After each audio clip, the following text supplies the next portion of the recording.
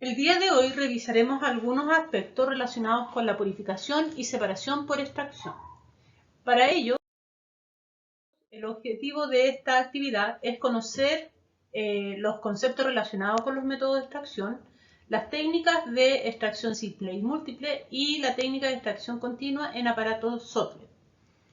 En primer lugar, hay que entender que la extracción es una técnica de separación y purificación de sustancias que se basa en la diferencia de solubilidad que presenta una sustancia en dos disolventes inmiscibles entre sí. Generalmente, uno de los disolventes es agua y el otro un disolvente orgánico poco polar o inmiscible con agua. En la tabla que se muestra, podemos observar algunos de los disolventes más utilizados en la extracción. Entre ellos tenemos el éter dietílico, el hexano, el benceno, tolueno, acetato de etilo. Y hay otros que, si bien son más densos que el agua, también son utilizados, como el diclorometano, cloroformo, tetracloruro de carbono, que tienen una característica tóxica. Sin embargo, estos se ocupan cuando el soluto que me interesa tiene un valor agregado importante. En este sentido, es importante entonces reconocer cuáles son los factores que afectan la solubilidad, que son, por ejemplo, la temperatura, el pH y, por sobre todo, hay que reconocer cuál es el riesgo que significa para el medio ambiente y la salud de este tipo de solventes con los cuales nosotros trabajamos. En la extracción, los solutos se reparten según su disponibilidad entre los dos disolventes, en el solvente acuoso y en el solvente orgánico, de manera que la concentración del soluto se distribuye en una fase y la concentración de la segunda en la segunda fase. Esta relación o esta razón entre las concentraciones se conoce como la constante de reparto, que es la razón entre la cantidad del soluto X en el disolvente orgánico en relación a la cantidad del soluto X en agua. C sub 0 o C sub O corresponde a la cantidad de soluto en la fase orgánica y C sub A corresponde a la cantidad de soluto en la fase acuosa. Como estas cantidades corresponden a las solubilidades respectivas de la fase saturada, el coeficiente, como bien dije, va a depender de múltiples factores y que hay que tenerlos presentes al momento de trabajar para poder considerar un coeficiente determinado dependiendo de mejorar el proceso de extracción. En la elección del disolvente para realizar una extracción se debe considerar además el coeficiente de reparto. En este caso, también debe considerarse la toxicidad del mismo y la facilidad de ser separado posteriormente del soluto de interés. Algunos aspectos prácticos que debemos tener en consideración son los materiales que se usan en el laboratorio y, como se muestra acá en la figura, es el montaje, ¿cierto?, en función de una extracción que nosotros vamos a definir como una extracción simple. Para ello vamos a necesitar el embudo de decantación o embudo de separación, el soporte universal, el anillo metálico con nuez y un recipiente colector que puede ser un matraz Erlenmeyer, como el que se muestra en la figura, o un vaso precipitado. Por otra parte, en un proceso de extracción, nosotros vamos a manejar el embudo con ambas manos, como se muestra acá en la figura al costado de la diapositiva. Con una se sujeta la tapa y con la otra la llave. Se agita con movimientos circulares y cada cierto tiempo se invierte el embudo y se abre la llave para igualar las presiones. Se realiza esta operación durante 2 a 3 minutos y luego se pone el embudo en posición normal en un aro metálico, como muestra la imagen lateral. Cada cierto tiempo se destapa y se deja, en este caso, posterior al proceso de separación, se destapa y se deja en reposo hasta que se aprecie nítidamente la separación, en este caso, de las dos fases. Entonces se saca la fase inferior a través de la llave o válvula y luego la superior a través de la boca del embudo. La posición relativa de ambas fases va a depender de las densidades. Si, por ejemplo, Una de las fases fuera acuosa se puede establecer cuál es añadiendo una pequeña cantidad de agua y observando a qué capa se une, o sencillamente cuál de ellas aumenta de volumen. Esto lo vamos a ver en un experimento al realizarlo en el laboratorio.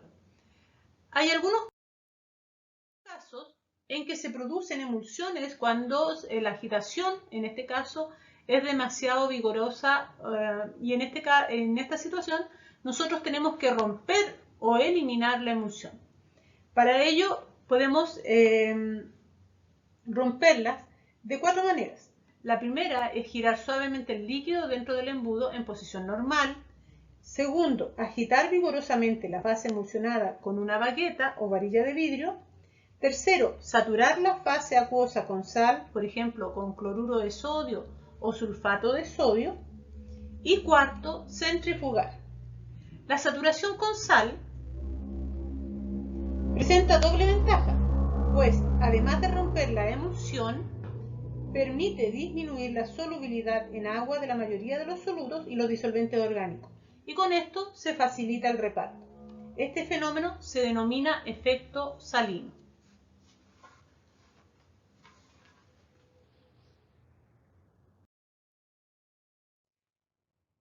En la extracción múltiple, el número de operaciones que se van a utilizar son n veces más 1, y en este caso se utiliza para mejorar la eficacia del proceso de extracción.